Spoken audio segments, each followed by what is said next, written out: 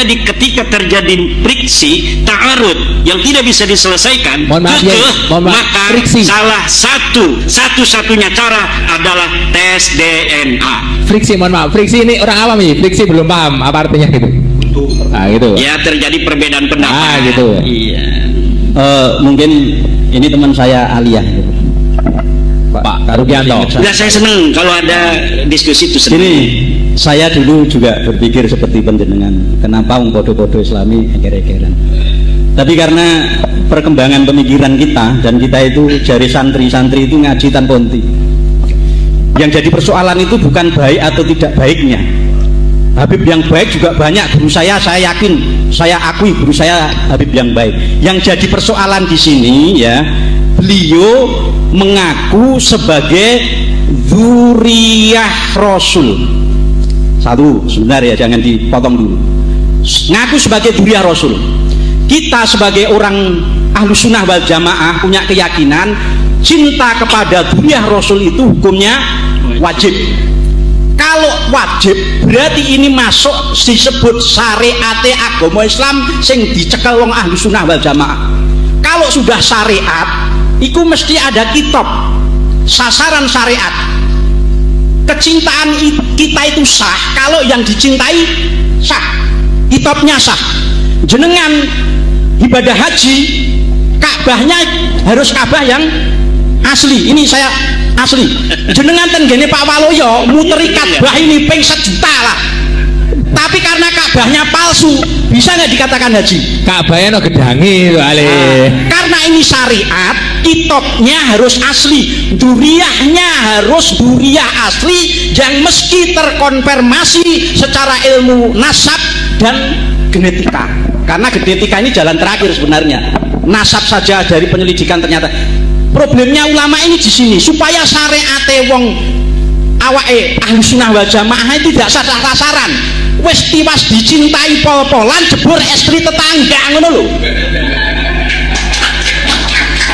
Akhirnya tiwas tak seneng pol-polan kok. Oke, saya kira sederhananya seperti itu. Saya kira sudah ya, dari Pak Ruki sudah, dari Pak Kiai Imat sudah, dari Kiai Ukit sudah. Ada pertanyaan pertama dari daerahnya Kiai Imat ini yang menarik. Mohon maaf, biar ini semuanya jelas. Karena begini, saya punya kawan banyak di sana gitu, termasuk alumni Kenan Agung gitu. Ada juga orang sini yang mungkin di sana, alah coro bahasane Jawa itu, Kiai Imat itu telek, gak gutak nahu sorop kayak gitu. Mohon maaf ini ya. Saya menentukan ngono kan gen, iya yo gen pelong gitu loh. Konco-konco sini Banten gen ruwakno, mungkin dia penasaran kan. Sebenarnya Kiai Imat ini cara mondok ning ndi gitu.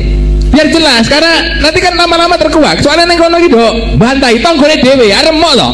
Sama seperti saya dulu, alah walau ya pekok goblok, gak iso ngopo-ngopo, gak pondok gitu, gak tahu mondok. Lah ketika teman-teman saya mondok di Kenan Agung datang ke sini, melongo sing ngelok ngono. Lah ini tolong, Kiai Imat dulu mondok di mana? Nanti kan lama-lama tahu biar jelas itu. Ya, kalau apakah saya bisa nahu sorab? Lihat saja buku-buku saya bahasa Arab di Maktabah An-Nur. Ada 22 kitab saya di Maktabah An-Nur. Itu ada di Emirat Arab. Ya. Saya mengarang kitab tentang nahu sorab, nahu itu kitab Amil, Syarah Alfiyah. Alfiyah itu yang diaji di Jawa Timur sebagai kitab nahu paling tinggi. Saya sudah sarahin. Dan Assalamualaikum warahmatullahi wabarakatuh. Apa kabar teman-teman semua? Semoga baik-baik saja. Pada kesempatan kali ini saya mau berbagi ceramah agama dari Kiai Haji Imaduddin Usman Al-Bantani, yang mana ceramah agama Kiai Haji Imaduddin Usman Al-Bantani sekaligus ada tanya jawab dengan para jemaah yang hadir.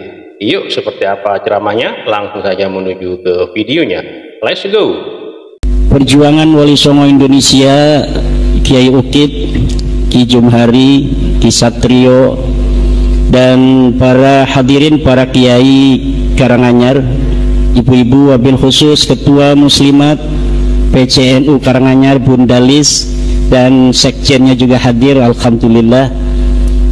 Pada kesempatan hari ini kita alhamdulillah ditakdirkan oleh Allah Subhanahu wa taala untuk bisa berkumpul di Pondok Pesantren Pitutur Luhur pimpinan yang mulia Kiai Agus Waluyo dalam rangka halaqah kebangsaan membicarakan tentang nasab Ba'alwi yang mengaku sebagai keturunan daripada Rasulullah Muhammad sallallahu alaihi wasallam.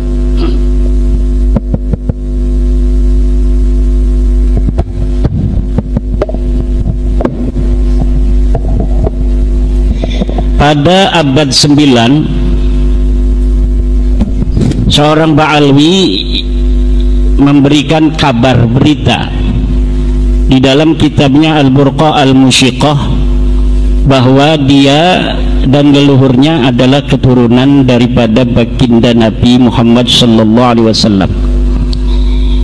Apa yang ada di dalam kitab Al-Burqatul Musyiqah ini adalah sebuah khabar, sebuah berita.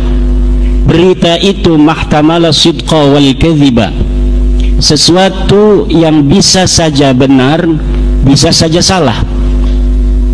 Untuk mengetahuinya perlu diverifikasi secara data-data historis dan empiris. Kategori sebuah berita itu ada 3. Ma wafaqal haqqa, yang kedua ma khalafal haqqa, yang ketiga adalah ma la yu'rafu muwafaqatuhu wa mukhalafatuhu al-haqqa. Ada berita yang sesuai dengan kebenaran kenyataannya, ada berita yang tidak sesuai dengan kebenarannya, ada berita yang benar dan tidaknya ini tidak diketahui. Ma wafaqal haqqa fahada yuraddu fahada yuqbalu, ma wafaqal haqqa fahada yuqbalu. Berita yang sesuai dengan kebenaran inilah yang dapat diterima. Ma khalafal haqqa fahada yuraddu, sesuatu berita yang tidak sesuai dengan kebenaran maka ini harus ditolak. Ma la yu'rafu muwafaqatuhu wa mukhalafatuhu hada yutawaqqafu, sesuatu yang tidak sesuai, sesuatu yang tidak diketahui kesesuaian dan tidak sesuainya dengan kebenaran, maka ini ditangguhkan. Lalu berita bahwa Ba'alwi ini adalah keturunan Nabi masuk yang mana? Menurut yang saya telah telusuri, berita bahwa Ba'alwi keturunan Nabi Muhammad ini masuk dalam kategori berita yang kedua, yaitu ma khalafal haqqa fahada yuraddu, sesuatu yang tidak sesuai dengan kebenaran dan ini harus ditolak. Dari mana saya berkesimpulan bahwa nasab Ba'alwi adalah termasuk dalam kategori kedua yang merupakan berita yang harus ditolak? Jawabannya adalah karena nasab Ba'alwi ini bertentangan dengan 4 kesimpulan kebenaran. Yang pertama adalah nasab Ba'alwi tidak sesuai dengan kesimpulan kebenaran dari hasil tes DNA. Yang kedua, nasab Ba'alwi bertentangan dan dengan kesimpulan kajian pustaka kitab-kitab nasab. Yang ketiga adalah nasab Ba'alwi harus ditolak karena tidak sesuai dengan kesimpulan kebenaran kitab-kitab sejarah. Dan yang keempat adalah nasab Ba'alwi ini tertolak karena bertentangan dengan kebenaran standar awam. 4 kebenaran ini tidak masuk sama sekali dalam nasab Ba'alwi. Nasab Ba'alwi bertentangan dengan kesimpulan kebenaran dari hasil tes DNA karena 180 orang dari klan Ba'alwi yang telah melakukan tes DNA ini secara presisi menyatakan bahwa mereka bukan keturunan Nabi Muhammad. 6 orang dari Indonesia dan sisanya dari 180 orang itu adalah dari Yaman telah melakukan tes DNA dan hasilnya bahwa darah mereka tidak ada kaitan dengan darah Nabi besar Muhammad sallallahu alaihi wasallam. Menurut pakar DNA, pakar genomik, pakar genetik baik dari dalam negeri maupun dari luar negeri, bahwa hasil tes DNA dari para Ba'alwi, mereka berhaplogrup kebanyakan adalah G. Sedangkan kalau mereka mengaku sebagai keturunan Nabi Muhammad SAW, seharusnya mereka berhaplogrup J1.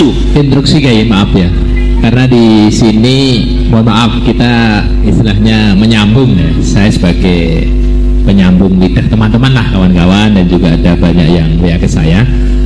Ada beberapa jamaah itu belum paham apa itu Ba'lawi, gitu. Tolong dikupas dulu ya. Kita banyak lebar ngomong Ba'lawi, definisi aja itu belum paham gitu loh. Ba'lawi itu adalah sebuah keluarga yang di Indonesia mereka ini dipanggil Habib. Nah, bedanya Habib dengan Sarif atau Sayyid itu? Kalau Habib itu adalah panggilan untuk keluarga imigran Yaman yang ada di Indonesia. Sayyid itu adalah keturunan dari Rasulullah Muhammad sallallahu alaihi wasallam. Keturunan Nabi yang di dalam keturunannya ada raja, itu biasanya disebut syarif. Seperti Syarif Hidayatullah, Syarif Mekah, Syarif Aun Mekah, Syarif Zaid, itu keturunan Nabi yang dalam silsilahnya ada yang jadi pejabat. Kalau hanya menjadi ulama itu biasanya bergelar Sayyid. Nah itu, jadi sudah paham ya. Kalau saya nyebut Ba'alwi itu maksudnya Habib. Oh gitu, Ba'lawi, yeah. Habib. Ba'lawi itu adalah Habib. Kalau Sayyid, ulama. Sayyid itu adalah keturunan Nabi Muhammad SAW yang sudah terverifikasi dari mulai datuk-datuk mereka di dalam kitab-kitab nasab, telah terverifikasi secara presisi bahwa mereka adalah keturunan daripada Rasulullah Muhammad sallallahu alaihi wasallam. Oke, hadirin kira-kira paham ya? Paham ya? Sebelum dilanjutkan paham ya dulu ya. Udah paham ya? Sayyid, Sarif, Habib. Sudah paham ya? Alhamdulillah. Kemudian dikatakan ini guys, sebelum dilanjut, mohon maaf ya ini. Ini mungkin ngajinya kurang tawaduk ya, tapi biar tahqiq gitu, biar tambah paham gitu loh. Konon katanya Sayyid Alwi Al-Maliki atau Sayyid Abbas atau Sayyid Muhammad itu juga keluarga Ba'lawi, itu gimana? Bukan. Sayyid Alwi Al-Maliki itu Sayyid asli, keturunan Nabi. Dia dari marga Al-Idrisi, bukan Ba'alwi, bukan Habib. Alhamdulillah. Sayyid Alwi Al-Maliki, Sayyid Abbas Al-Maliki, Sayyid Muhammad bin Alwi Al-Maliki, sekarang ini Sayyid Ahmad bin Muhammad bin Alwi Al-Maliki, itu adalah keturunan Rasulullah yang asli dari marga Al-Idrisi yang ada di Makkah Al-Mukarramah. Tetapi kalau kita mau cari silsilahnya dari mulai Sayyid Muhammad bin Alwi itu gak bakal ketemu. Kenapa? Karena mereka tidak pernah mengaku-ngaku di hadapan publik sebagai keturunan baginda Nabi besar Muhammad sallallahu alaihi wasallam. Allahumma sholli ala Muhammad. Jadi Sayyid Alwi Al-Maliki dan anaknya Sayyid Muhammad bin Alwi itu guru daripada kiai saya. Saya berguru pada Tubagus Asuri bin Tahir, kiai saya di Serang itu berguru kepada ayahnya Muhammad bin Sayyid Muhammad bin Alwi Al-Maliki, ya namanya Sayyid Alwi Al-Maliki, dan kepada pamannya yaitu Sayyid Abbas Al-Maliki. Sayyid pamannya Sayyid Muhammad itu namanya Sayyid Abbas. Kemudian nanti punya anak lagi namanya Sayyid Abbas juga. Nah ini adalah keturunan Rasulullah asli, Sayyid dari Makkah Al-Mukarramah, dari marga Al-Idrisi, bukan keturunan Ba'alwi, bukan Habib, dia Sayyid. Itu. Oke, kesimpulan berarti Sayyid dan Sarif pasti keturunan Rasul gitu ya? Ya. Pasti keturunan Nabi. Betul. Dan tidak mungkin Sayyid dan Sarif ini keturunan kayak Habib gitu ya? Ya, kalau Sayyid dan Sarif itu adalah ulama sejak zaman dahulu, keturunan Nabi, dan dari Hasan dan Husain itu bergelar Sayyid atau Syarif, bukan bergelar Habib. Tidak ada itu di dalam dunia Islam, turunan Nabi bergelar Habib. Oh gitu, paham ya. Bisa dilanjut? Habib hanya di Indonesia. Di luar dari keluarga Ba'alwi ya, mengaku sebagai turunan Nabi dengan gelarnya Habib. Padahal keturunan Nabi di seluruh dunia ribuan marga semuanya menggunakan gelar Sayyid atau Syarif. Oke, terima kasih. Lanjut. Saya ulangi sebentar tentang yang pertama, keluarga Ba'alwi. Ini berarti udah paham maksudnya Habib ya. Karena di dunia itu mereka dikenalnya keluarga Ba'alwi ya. hanya di Indonesia dikenal keluarga Habib. Kalau di dunia Islam, di kitab-kitab itu mereka memperkenalkan diri keluarga Ba'alwi, bukan Alawi, tapi Alwi. Beda. Alawi dan Alwi itu beda. Kalau Alawi itu keturunan Sayyidina Ali, baik dari Siti Fatimah Az-Zahra maupun bukan dari keturunan Siti Fatimah Az-Zahra.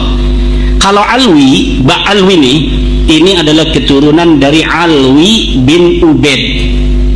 Nah, mereka ini para Habib keturunan Alwi bin Ubaid, ya, bukan keturunan Ali. Kalau Ali itu Alawiyin, keturunan Ali itu sekarang namanya Alawiyin atau Alawiyah.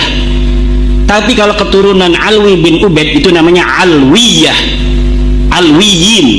Tapi tulisannya dalam bahasa Arab sama. Jadi kadang-kadang kita salah. Banyak kiai juga yang menyebutnya Ba'alawi.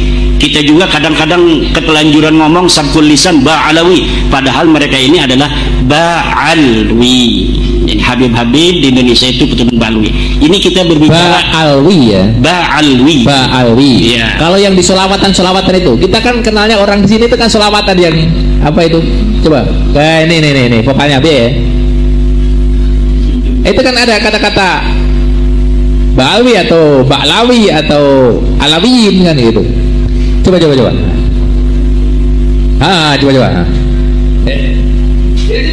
Kita bingung di. Betul. Coba. Mangga. Ini karena waktunya sudah mepet ya, nggak apa-apa sambil ngobrol aja. Ya Habibana Ali. Lah kalau itu memang lagu yang dikarang oleh mereka, ya. Itu Habib bener tuh. Jadi Habib asli. Habib asli itu berarti asli keturunan Alwi bin Ubaid. Kalau Syarif asli, ya itu adalah para keturunan Rasul. Sayyid asli adalah keturunan Rasul. Oke, masalah tadi DNA. Jadi nasabah Alwi itu tertolak kebenaran hasil tes DNA, dan ini presisi. Tidak bisa kita melawan ilmu pengetahuan. Seperti kita percaya kalau misalnya golongan darah kita O, golongan darah kita B, golongan darah kita A itu kepada ahlinya. Ketika ahlinya mengatakan golongan darah kita tidak adalah O, maka kita percaya saja karena mereka ahlinya. Begitu pula ketika mereka para ahli biologi, ahli genetika, ahli genomik mengatakan bahwa setelah diperiksa darah mereka ini bukan darah Rasulullah SAW, maka yang tahu benar dan tidaknya adalah para ahlinya. Sedangkan di Indonesia ini, Badan Riset Inovasi Nasional itu telah mengatakan bahwa keluarga Ba'alwi ini bukan keturunan Nabi besar Muhammad SAW berdasarkan hasil tes DNA mereka 180 orang. Itu yang pertama. Yang kedua, nasab Ba'alwi sebagai keturunan Nabi ini tertolak karena bertentangan dengan kajian kesimpulan kebenaran kitab nasab, di mana mereka pada abad ke-9 Hijriah seorang Ba'alwi mengaku dirinya sebagai keturunan Nabi. Dia mengarang sebuah kitab namanya Al-Burqatul Musyiqqah, namanya Ali bin Abu Bakar As-Sakrak. Menulis dalam kitabnya dia adalah Ali bin Abu Bakar bin Abdurrahman bin Muhammad Maula Dawilah bin Alwi bin Ali Sahibud Darak bin Alwi Al-Ghayyur bin Faqih Muqaddam bin Muhammad Sahib Birbat bin Ali Qali Qasam bin Alwi bin Muhammad bin Alwi bin Ubaid, katanya bin Ahmad bin Isa. Ini Ahmad bin Isa betul-betul keturunan Nabi besar Muhammad SAW. Jadi Ubaid ini yang katanya luar mereka ini dibinkan bin Ahmad bin Isa. Dari sinilah mereka mengaku sebagai keturunan Nabi. Dari sosok keturunan Nabi asli namanya Ahmad bin Isa, orang yang meninggal di 345 Hijriah. Sayangnya kitab-kitab nasab sudah ada. Kitab nasab itu setiap generasi keturunan Rasul itu dicatat. Dari mulai tahun 199 Hijriah itu sudah dikarang kitab nasab. Abad ke-200, tahun ke-200 Hijriah banyak kitab nasab. Abad ketiga 300 Hijriah banyak kitab nasab. Termasuk Ahmad bin Isa ini anak-anaknya sudah dicatat semua. Anaknya cuma 3, namanya Muhammad, Ali, dan Husain. Tidak ada anak yang bernama Ubaid. Disinilah pengakuan abad 9 ditolak oleh kitab yang sudah ada di abad ke-4, ke-5, ke-6, ke-7, ke-8. Ustadz Idrus Somli mengatakan ada kitabnya, namanya kitab Al-Burqatul Musiqah, Tabaqatul Khawas. Iya ada, tapi itu ada di abad ke-9. Pengakuan yang baru ada setelah 550 tahun orangnya meninggal dunia. Kalau pengakuan sebagai turunan Nabi dari nama Ahmad bin Isa yang katanya namanya Ubaid, sedangkan kitab nasab yang ada pada zaman Ahmad bin Isa atau yang mendekatinya menolak, maka berita ini adalah ma khalafal haqqa, berita yang tidak sesuai dengan kebenaran, fahada yuraddu, maka ini harus ditolak. Yang ketiga, nasab Ba'alwi ini bertentangan dengan kesimpulan kebenaran kajian kitab sejarah. Kitab-kitab sejarah banyak ditulis. Dari mulai saya menemukan mulai abad ke-3 Hijriah, ke-4 Hijriah, ke-5 Hijriah, ke-6 Hijriah, ke-7 Hijriah, ke-8 Hijriah, bahkan ke-9 Hijriah pun kitab-kitab sejarah tidak ada yang menyebutkan keturunan Ba'alwi dan leluhurnya sebagai keturunan baginda Nabi besar Muhammad sallallahu alaihi wasallam. Jangankan disebut sebagai seorang keturunan Nabi, bahkan sosoknya saja tidak ada yang menulis.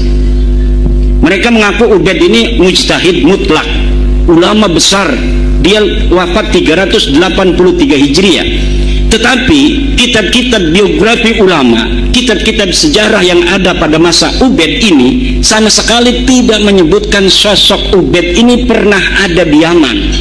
Maka saya menyebutnya dia ahistoris atau fiktif, orang-orang yang diadakan sosoknya, sejarahnya ditulis sedemikian rupa padahal orangnya ora ono, hanya ditulis saja. Kita pun sekarang ini bisa saja supaya kita ditulis sejarahnya, leluhurnya hebat, kita bikin siapa kakek kita, kemudian kita tulis kakek kita adalah orang yang merancang nama Indonesia. Sebelumnya nama Indonesia tidak ada, yang merancang itu kakek saya. Iya, sekarang orang nggak ada yang mau percaya, tapi 300 tahun lagi itu kitab itu kalau ditemukan orang akan jadi manuskrip.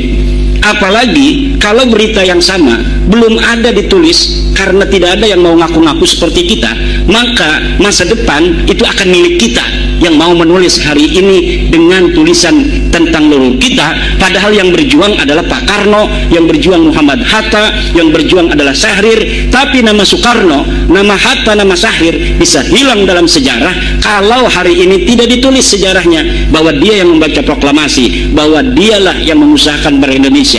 Tapi ada orang yang hari ini mau menulis, maka 100 tahun kebetulan yang ditemukan adalah bukunya dia, maka nama Soekarno, Hatta, Syahrir dan lain sebagainya akan hilang dari sejarah. Mohon maaf Yai, berarti titik persoalannya adalah dari Sayyid Isa Ahmad bin Isa, Sayyid Ahmad bin Isa sampai kepada Rasulullah sahih ya, itu sesuai dengan kaidah kitab nasab. Kemudian jadi pertanyaan kawan-kawan, apakah kitab nasab itu harus sesuai seperti halnya kaidah dalam mustalah hadis? Karena ada beberapa ustadz ataupun kawan-kawan yang tetap membantah kalau sudah masyhur di kalangan orang menyatakan bahwa si fulan adalah anaknya fulan, itu kamu nggak boleh membantah gitu. Innan nasaba mimma yasbutu bitasamu'i illa ayyasbuta ma yukhalifu. Ini adalah ucapan Ibnu Hajar Al-Asqalani dalam kitab Al-Jawabul Jalil, bahwa nasab itu boleh tetap, boleh sahih dengan hanya mendengar, illa kecuali ayas buta ma yukhalifuh, telah ada yang menentangnya. Misal orang yang ada di Karanganyar taunya bahwa Samlawi anaknya Sajiman, padahal ini anak angkat. Nggak ada yang tahu bahwa dia ini Samlawi ini anak angkatnya Sajiman, karena dia datang dari Jakarta 18 tahun di Jakarta, pulang-pulang bawa anak namanya Samlawi, Pak Sajiman ini. Pak Sajiman mengaku Samlawi anaknya. Tentu orang sini akan mengenal Samlawi ini sebagai Sajiman. Itulah dikenal, itu namanya syuhrah wal istifadah, masyhur. Tapi kalau tiba-tiba datang tetangganya dari Jakarta ke Karanganyar mengatakan, Kiukit, sebenarnya ini Sajiman bukan anaknya Samlawi. Ya, Samlawi bukan anaknya Sajiman. Dia anak angkat, anak tetangganya yang meninggal dunia di rumah sakit, kemudian dijadikan anak angkat oleh Pak Sajiman. Maka syuhrah istifadah di Karanganyar itu tertolak oleh kesaksian berdasarkan bukti-bukti yang ada. Begitu. Oke, jadi dari Sayyid Ahmad bin Isa ke Rasulullah sahih. Dari Abdullah atau Ubaid atau nama yang lain ke bawah tidak sahih. Ini punya saya. Ya, monggo tadi sudah siapkan. Ada beberapa kawan ustadz daerah sini yang dia berpikir begini, itu kan zaman dulu nggak ada akte, nggak ada catatan sipil, tidak ada akte dan tidak ada dukcapil, tapi sudah ada penulis kitab nasab. Mungkinkah orang terkenal zaman itu anaknya tidak dicatat semua? Karena tidak mungkin. Tidak mungkin. Kenapa saya mengatakan tidak mungkin? Karena di abad ke-6 kitab As-Sajaratul Mubarakah telah menyatakan tidak ada lagi. Fa Ahmad bin Isa al-Abah fa'aqibuhu min salasati banin Muhammad, Ali wa Husain. Itu cara ulama mengibarahkan dengan jumlatun ismiyatun, itu adalah tadullu alal hasri. Jadi ulama nasab telah mempunyai sebuah metodologi apabila dia mengibaratkannya itu dengan jumlatun ismiyatun, hadhihi tadullu alal hasri, bimakna annal aulada lahu munhasirun fi tilkal adad, fi dalikal adad, bahwa anaknya cuma yang diberikan itu saja. Berapa? 3. Tidak mungkin ada lagi karena sudah dihasar oleh kitab As-Sajrah Al-Mubarakah yang dikarang tahun 597 Hijriah. Siapa pengarangnya? Imam Ahli Sunnah wal Jamaah, namanya Imam Fakhruddin Ar-Razi, yang juga mengarang kitab Mafatihul Ghaib. Dan itu istilahnya terjadi ijma di antara ulama pakar nasab gitu. Tidak perlu ijma. Nasab itu bukanlah seperti fikih. Oh gitu ya. Sekarang ada nggak nama Ubaid disebutkan oleh kitab lain? Tidak ada sama sekali. Yang nyerempet misalnya? Nggak ada. Dari mulai abad keempat kitab Silsilatil Alawiyah, nama Ubaid tidak disebutkan. Dari kitab abad kelima Takhdibul Ansab karya Al-Ubaidili, kitab Muntaqilatul Talibiyah karya Ibu Toba Al-Mazdi karya Al-Umari tidak menyebutkan. Kitab abad ke-6 As-Sajrah Al-Mubarakah, kitab abad ke-7 Al-Asili, kitab abad 8 Sabatul Musan dan lain sebagainya, sama sekali. Bahkan di abad 9 sendiri Ibnu Inabah dalam kitabnya adalah itu kitab Ibnu Inabah, itu abad 9 sendiri Ibnu Inabah tidak menyebutkan Ubaid sebagai anak Ahmad bin Isa.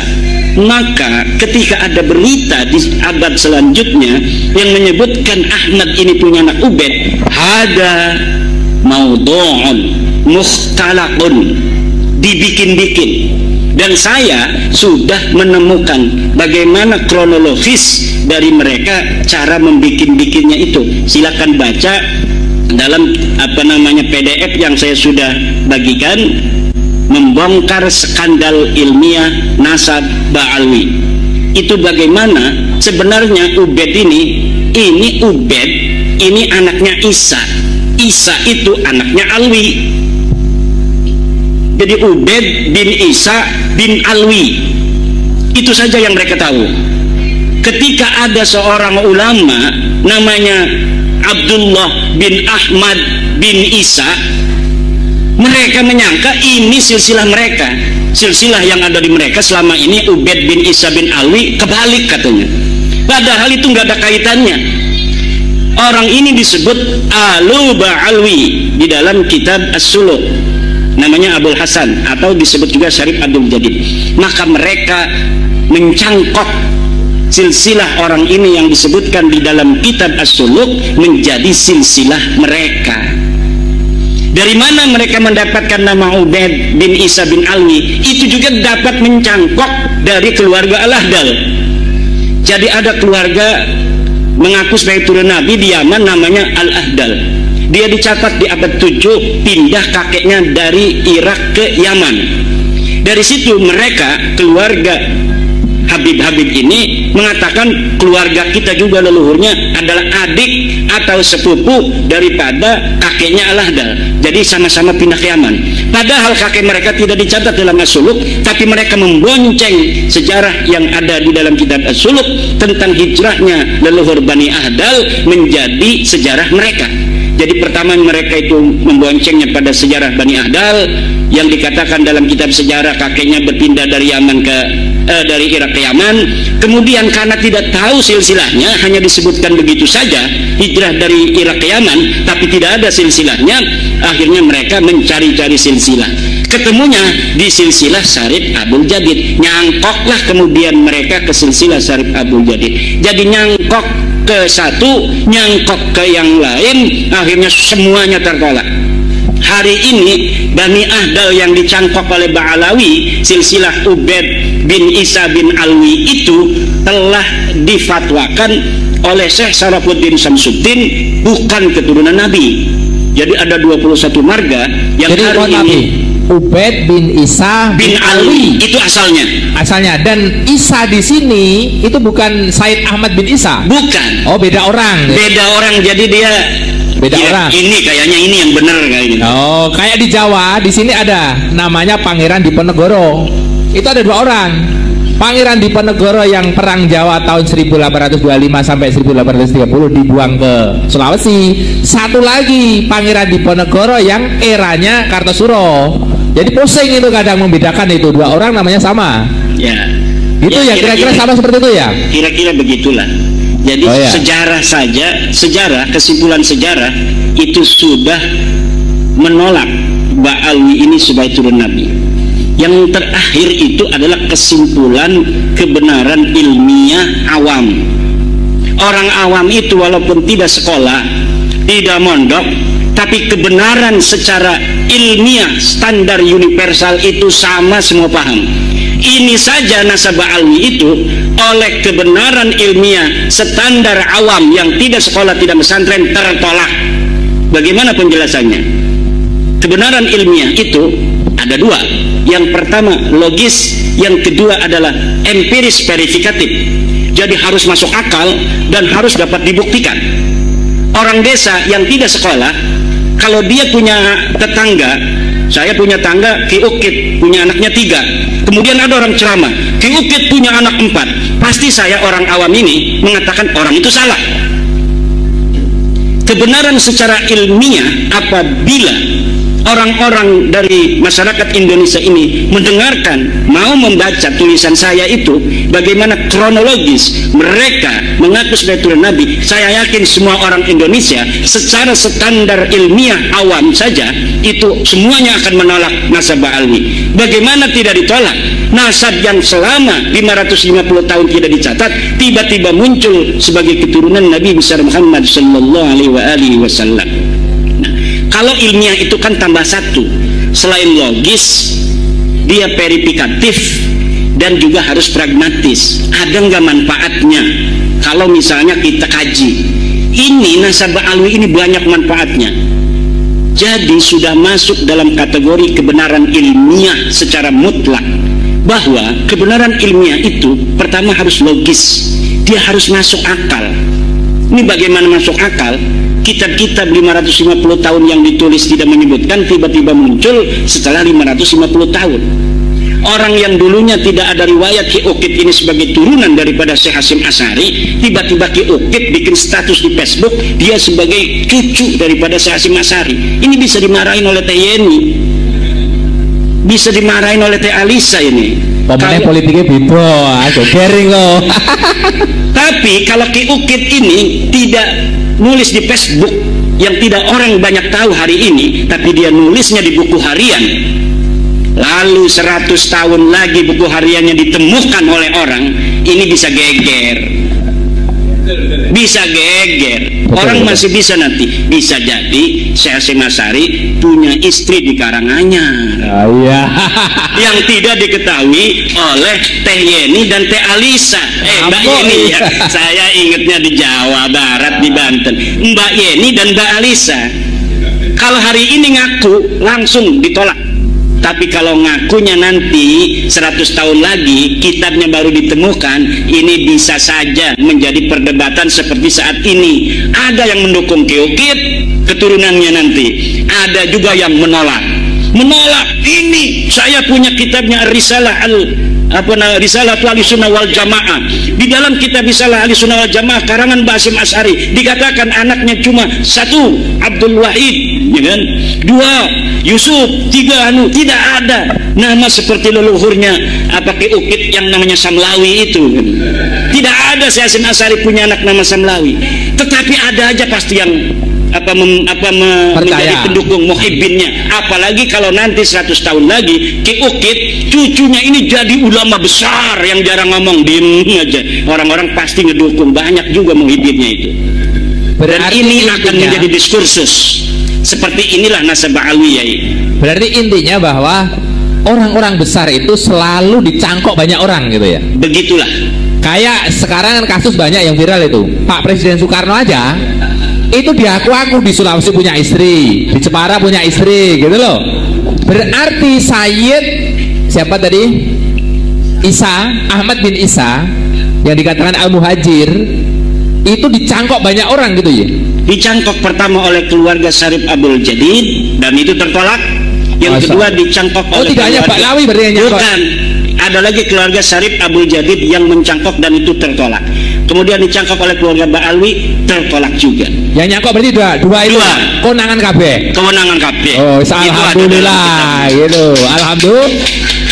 Oke. Berarti yang karena ini keistimewaannya apa sih sebenarnya Sayyid Ahmad bin Isa yang dikatakan Al-Muhajir itu kok sampai dicangkok orang gitu loh? Apa karena hanya beliau Sayyid atau punya keistimewaan tersendiri gitu? Karena sejarahnya tidak jelas.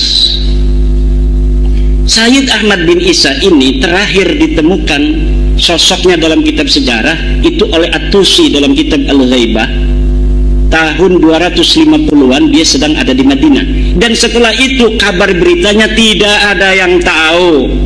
Dari sinilah orang-orang itu bisa untuk nyangkok, berspekulasi bahwa karena Ahmad bin Isa ini tidak diketahui setelah dari Madinah kemana, kemudian sebagian orang mengatakan dia hijrah ke Yaman katanya.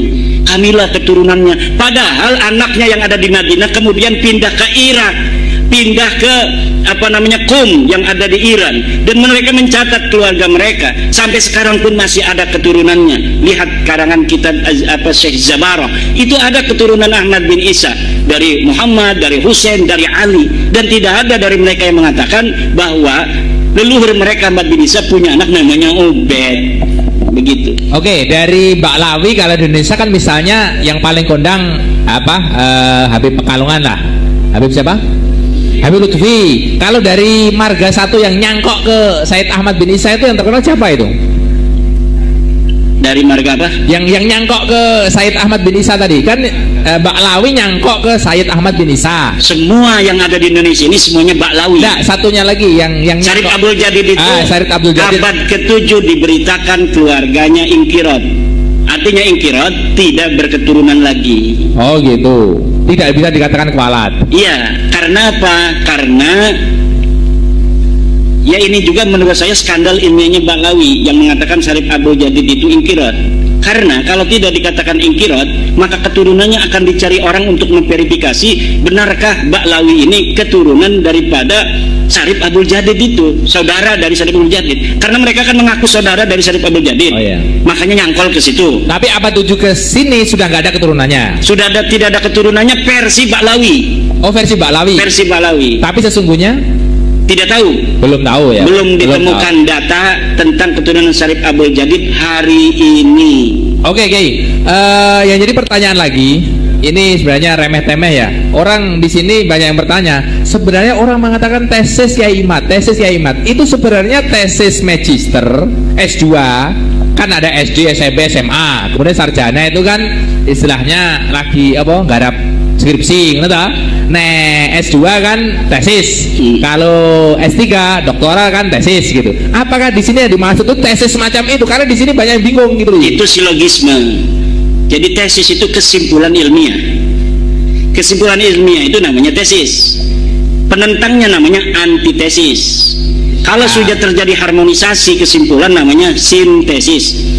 Nah, ini tesis itu ada kesimpulan ilmiah saya, begitu. Oh, berarti yang nyerang-nyerang Kiai Imad dari sudut pandang ilmiah, mereka dikatakan antitesis. Antitesis. Lah sudah ada sintesis belum? Belum. Oh gitu. Pintu telur insya Allah. Kalau sintetis itu ada harmoni. Karena apa? Mereka tidak bisa membantah. Oke, makanya siapapun saya selalu tegaskan, kalau ada orang yang bisa bicara ilmiah kayak gini, tak undang guys. Nyeluk ragat piro tak ragat ini ngojo kemaki misalnya kudu private jet gitu. Saya siap ini. Loh, bondone pondok Pintu Terluhur kan nggih Nasrul Ilmi gitu kan. Kita kan penghamba ilmu. Lah siapa berani sini gitu loh. Minta amplop 15 juta gak apa-apa. Alhamdulillah Kiai ndak pasang tarif ini. Saya gak sebel karo Kiai karo mau balik atau Habib sing pasang tarif. Akhirnya wong melarat-melarat ini gak kuat apa jenenge rawuhke. Betul nggak ini? Ruwet pokoknya ini. Lo nek ono sing antitesis dari Kiai Imad, Mbah Habib, Mbah Jawa, Mbah Encik. Kalau di sini orang mengalami Mbah Jawa ngenten iki ngarani wong Arab itu Encik iki. Mbah Encik, Mbah Jawa, Mbah Cina, Mbah Londo, Mbah Arab tak ragati. Misalnya omahe Jordan, tak tukone tiket, tak golekne hotel sing apik nek ra gelem turu nang kene. Saya tantang ini semuanya ya. Baik di YouTube kan di live radio lagi. Udah pernah radio lagi? Urip radio urip, YouTube ya urip. Ini tantangan terbuka neng Pintu Terluhur. Nggih, tantangan terbuka. Jelo amplop genah-genahan ra apa-apa. Misale amplopnya 50 juta gak apa-apa. Nggih, siap mboten? Siap ya. Tapi jangan rusuh loh ya. Jangan rusuh dan jenengan siap berjuang. Ojo istilahnya ora wani membela kebenaran, betul? Betul? Nah, lanjut Mbah Kiai. Ngapunten lagi yo. Ya. Pati adab. Bagus ini. Mungkin yang lainnya coba, mungkin ada yang nanya yang lain. Oke, monggo. Ini mic-nya. Pakai mic, Pak. Mana panitianya nih, tukang anterin mic? Oh, itu ada. Halo. Assalamualaikum warahmatullahi wabarakatuh. Saya sebagai orang muslim ya mungkin masih awam masalah Habib, Syekh dan Syarif itu. Tapi saya sebagai seorang muslim, saya sangat menyesal kalau ada seorang yang mempertentangkan antara Habib, Syekh dan sebagainya. Karena apa? Semua itu dasarnya Al-Quran dan Hadis. Semua umat Islam adalah inginnya husnul khotimah. Kalau sudah kita berdasarkan Quran, Hadis, kiblatnya sama, apa dipertentangkan? Entah itu dari Habib, dari Syekh, dari Syarif, saya kira ada masalah. Kok itu bagi saya sebagai seorang muslim kok malah remeh sekali orang yang menentangkan antara keturunan itu, kok saya kira kok tidak baik itu bagi saya sebagai orang muslim. Itu kalau didengar oleh orang non muslim itu malah sebagai bahan candaan itu.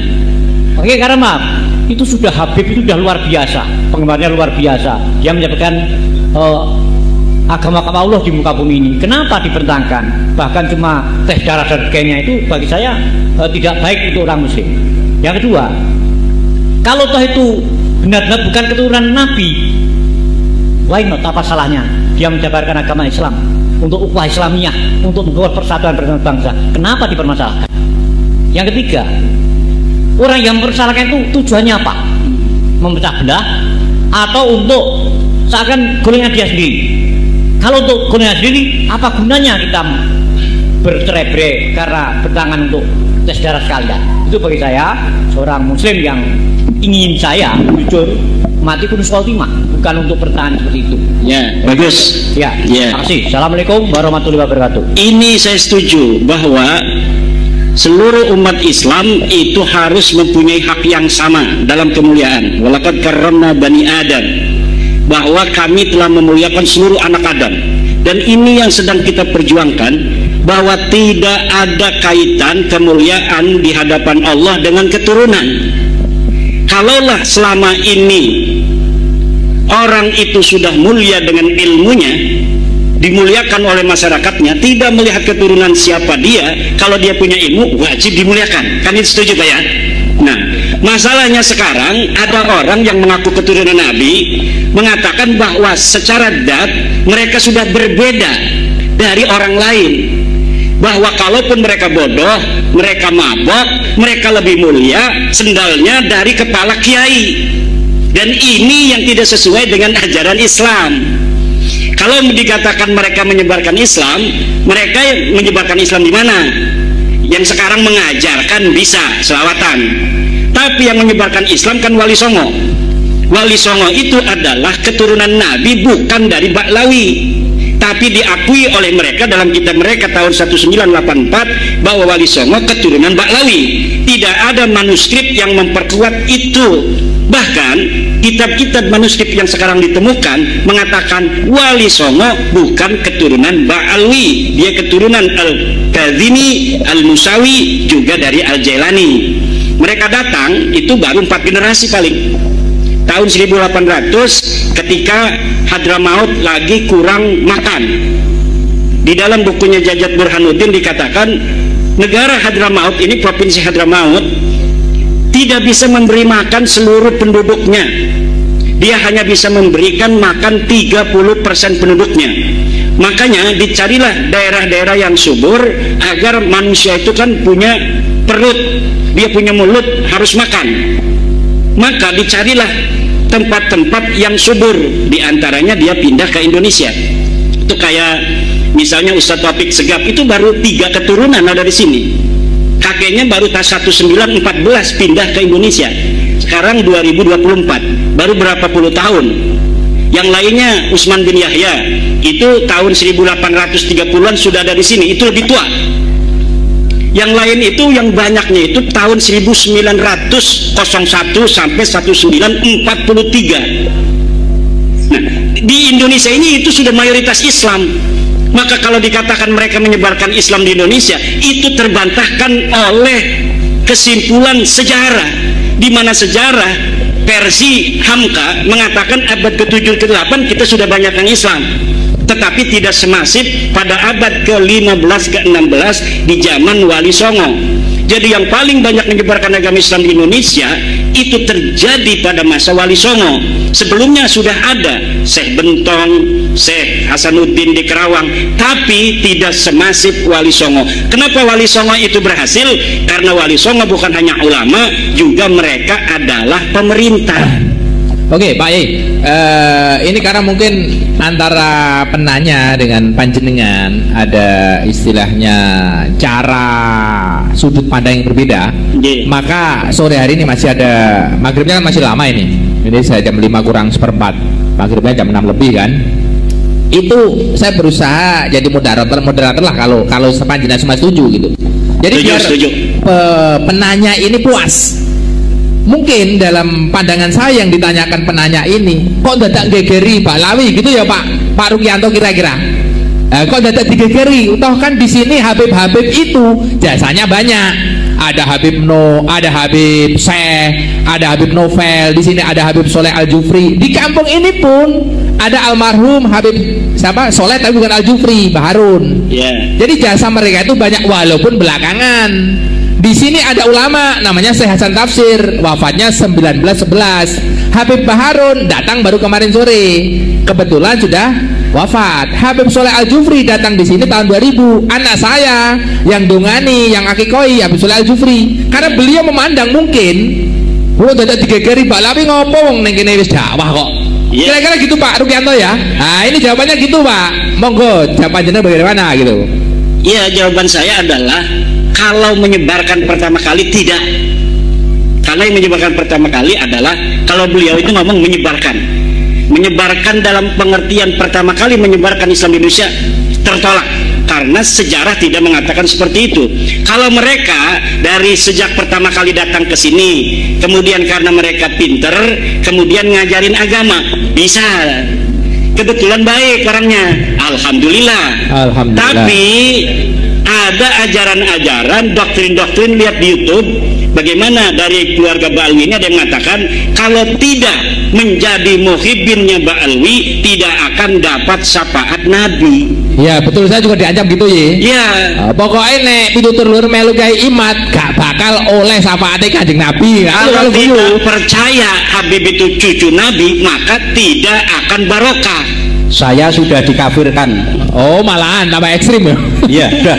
Saya sementara kalau kita bicara nasab, ya nasab itu tadi berita itu mahtamala sidqa wal kadhiba, dia bisa benar bisa salah, dan saya dapat membuktikan Pak Rukyanto bahwa nasab mereka itu salah, nasab mereka tertolak.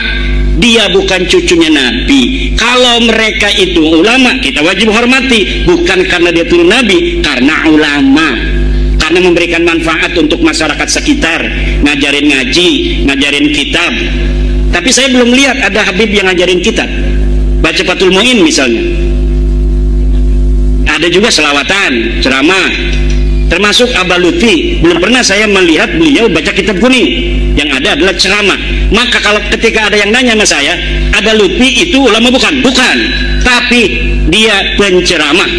Kenapa? Karena ulama harus bisa baca kitab kuning. Syarat ulama itu mampu membaca kitab kuning sebagai satu syarat utama orang memahami agama. Bagaimana orang tidak bisa baca kitab kuning mampu memahami agama dengan benar? Paling dia dapat mendengar dan dapat membaca dari terjemah. Kalau dapat mendengar dan dapat membaca dari terjemah, itu tidak bisa istimbat. Kenapa? Karena Al-Quran berbahasa Arab, Al-Hadis berbahasa Arab. Cara memahami Al-Quran dan hadis itu hanya bisa dipahami oleh dia yang baca kitab kuning. Santri Lirboyo, santri Peloso, santri Sidogiri, santri-santri pondok pesantren salaf. Yang bisa memahami agama dengan benar hanya ulama. Siapa ulama? Syarat pertama harus baca Fathul Qorib, Ihya Ulumuddin, Sahih Bukhari. Ada kan Ba'alwi itu kalau bulan Rajab atau bulan apa itu mengadakan khataman Bukhari. Khataman doang, tidak baca kitabnya. Khatamannya iya, tapi tidak baca kitab Bukharinya. Nah itu yang kita sekarang sedang melawan doktrin-doktrin itu. Melawan itu bukan marah. Kalau marah itu nggak ada arah. Kalau melawan itu artinya hal-hal yang buruk, ayo kita lawan agar mereka tidak buruk, mereka juga bisa bertaubat. Ayo kita sama-sama bangsa Indonesia seuyunan, semuanya pun bisa menjadi mulia. Siapa saja bisa menjadi ulama, siapa saja bisa menjadi wali, siapa saja bisa masuk surga. Tidak mesti dia harus jadi muhibbinnya Ba'alwi, dia harus bisa masuk surga baru. Tapi siapapun yang bertakwa kepada Allah, dia yang bisa untuk merasakan nikmatnya surga. Allahumma sholli ala Muhammad. Kiai Pak Rukyanto sudah ya? Sudah ya? Berarti oh ya coba, karena ini nanti terjadi, mohon maaf, beliau kan juga istilahnya sesepuh di sini. Nanti kalau sampai ini terjadi sesuatu khilaf dan lain sebagainya, kalau cara pandangnya sudah berbeda, nggak akan ketemu ini. Nggak apa-apa, agama itu dari dulu berbeda kok. Oh gitu. Iya. Ya. Ada satu lagi Pak Rukyanto, monggo.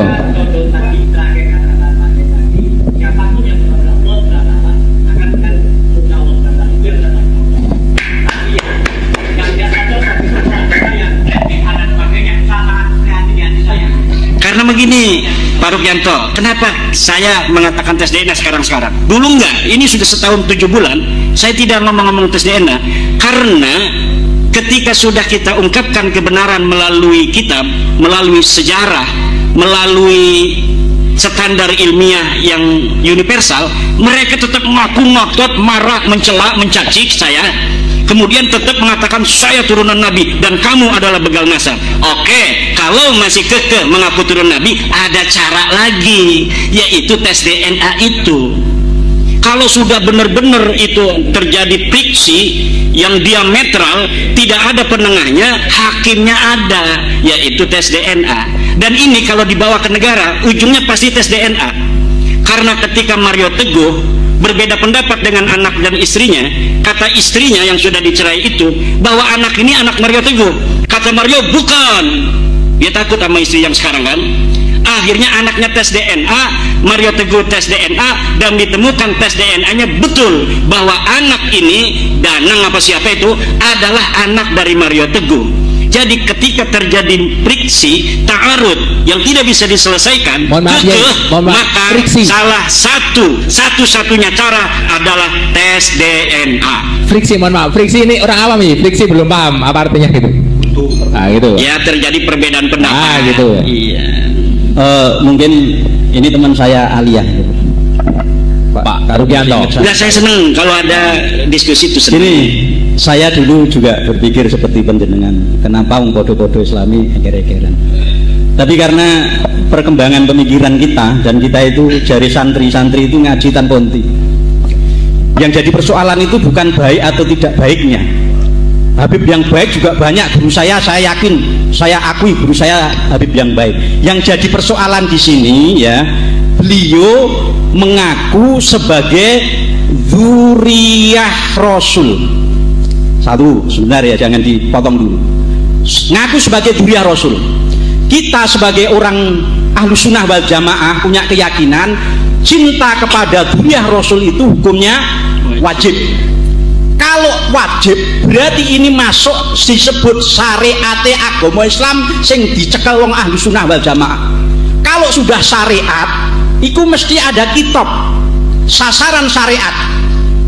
Kecintaan kita itu sah kalau yang dicintai sah, kitabnya sah. Jenengan ibadah haji, Ka'bahnya harus Ka'bah yang asli. Ini saya asli. Jenengan tenggene Pak Waloyo muteri Ka'bah ini ping 1 juta lah, tapi karena Ka'bahnya palsu, bisa nggak dikatakan haji? Ka'bahnya no gedangi tuh Ale.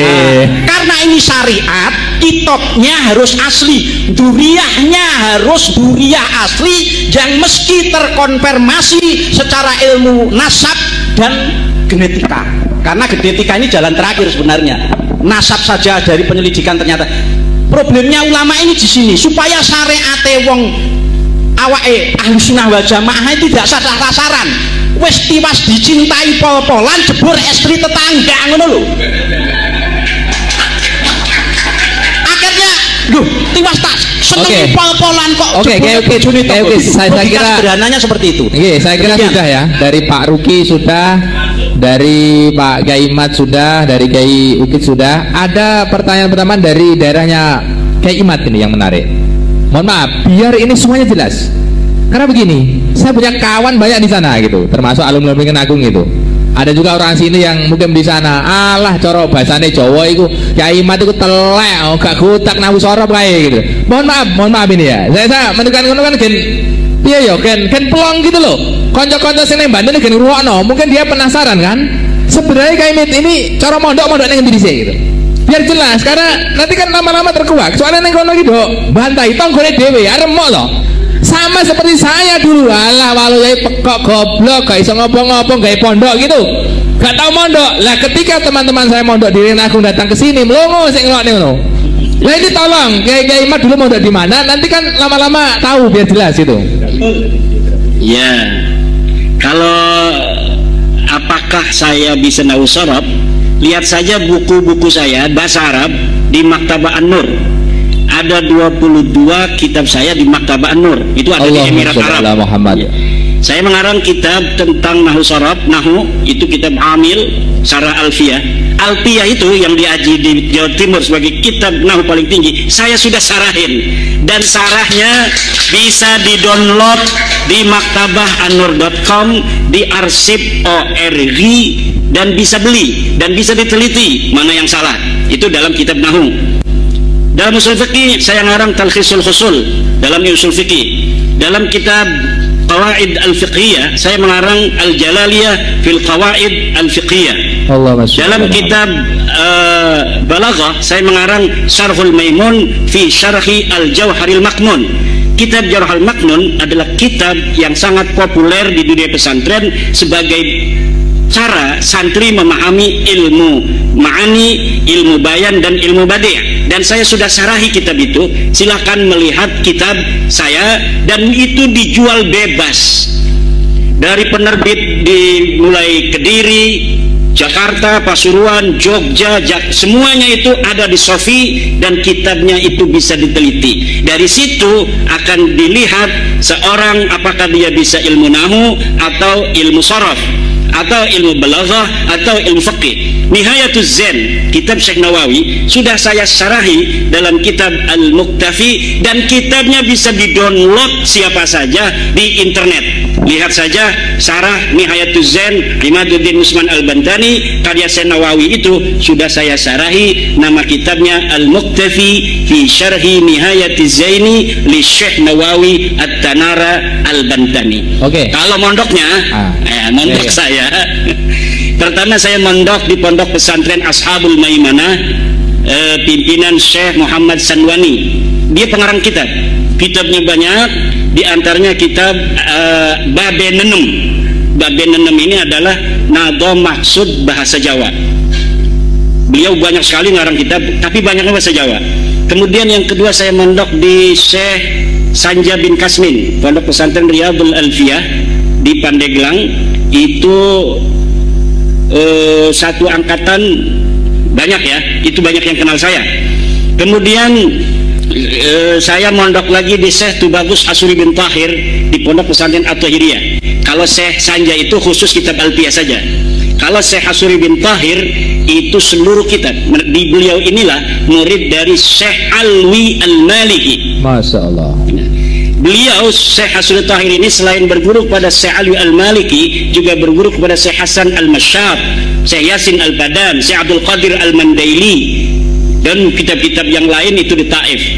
Kemudian saya mondok lagi kepada Syekh Mufti bin Asnawi, pengarang kitab Amsilatul I'rab. Itu bisa semua nama-nama yang saya sebutkan itu semuanya ada di internet ya.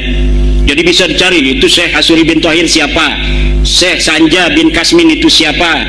Kemudian saya mengaji di Syekh Muhammad Amin, Syekh Dimyati bin Muhammad Amin Al-Bandani. Tapi saya tidak mukim, saya hanya ngaji dari pesantren mukim saya malam Selasa dan malam Jumat. Ngaji kitab Ukhudul Juman pada Buya Dimyati. Buya Dimyati itu seorang sufi yang tidak pernah bicara tasawuf. Dia ngajinya kitab alat, ngajinya kitab tafsir, ngajinya kitab fikih. Itulah sufi yang asli. Orang sufi bukan ngomongin tasawuf halu-halu begini-begini kepada orang seakan-akan dia sudah sampai pada derajat tertentu. Seorang sufi asli itu, tasawuf itu adalah fil a'mal, dalam bagaimana dia membawa tasawuf dalam akhlak, dalam tingkah laku, dalam kehidupan, bukan untuk dibicarakan. Kemudian saya mondok lagi pada ilmu tauhid pada Syekh Obay Hasan Basri di Karawang. Saya mondok kitab-kitab alat di pesantren Warudoyong di Sukabumi. Saya juga mesantren di banyak pesantren pasaran sampai Kaliwungu, tafsir Jalalain dan kitab As-Sirrul Jalil, kitab Hasbunallah. Puasa kilatan gitu ya? Kilatan. Insyaallah. Dan kalau kilatan-kilatan itu kan ya hanya 10 hari, 15 hari menamatkan satu kitab. Dan saya juga pernah ke Mesir untuk ijazah kitab-kitab kepada Musnidud Dunya Yaumaid, yaitu Syekh Ibrahim bin Abdul Ba'is Al-Kattani di Askandaria. Saya mendapatkan seluruh ijazah kitab-kitab hadis dari mulai kitab Sahih Bukhari, Kutubus Sittah, kitab-kitab Masanid, kemudian kitab-kitab Ma'ajim, kitab-kitab Mu'jam, kemudian kitab-kitab Musannafat, cara menulis dengan musannaf seperti Musannaf Ibnu Abdul Razak dan lain sebagainya. Nah, ini tidak pernah saya ungkapkan karena bagi santri itu sebenarnya ini adalah ta'ajub ya, ta'ajub. Terima kasih ya, karena teman-teman di Banten terus terang saya aku rada kemropok rada anyel gitu loh. Mosok kemet ragu tak ngaji mbok undang akhirnya kan rada waduh mosok aku salah deh. Nah, maka ini karena kan ada sekarang ini lagi zamannya framing. Ya. Yang muhibinnya itu kan lagi framing supaya orang tidak percaya. Nabi Muhammad aja disebut dalam Quran syahirun, majnunun, kadzabun dan sebagainya. Jadi tidaklah terlalu aneh. Ya, kembali ke Mbak Lawi, monggo. Monggo. Kalau ada yang tanya silakan dari ibu-ibu mungkin penasaran. Dan satu ya, kita bukan membenci sebuah klan. Kita hanya meluruskan pengakuan bahwa pengakuan mereka tidak terbukti. Silahkan menjawab. Saya sudah kirimkan ke Rabita Lawiyah Pak Rukianto, sampai sekarang tidak dijawab. Kenapa tidak dijawab? Karena nggak ada jawabannya. Makanya debat-debat itu saya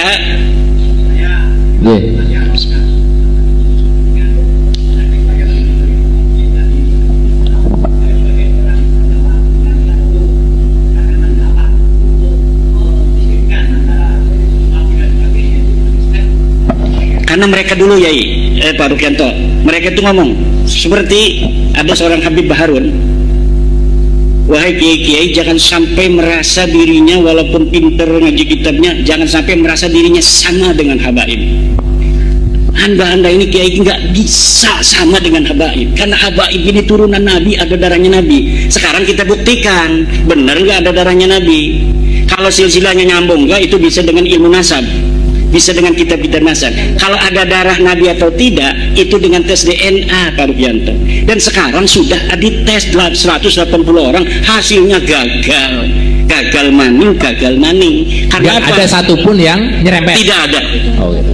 Bisa dipastikan tidak ada satupun mereka yang mengaku Ba'alwi sebagai keturunan Nabi itu adalah keturunan Nabi, tidak ada.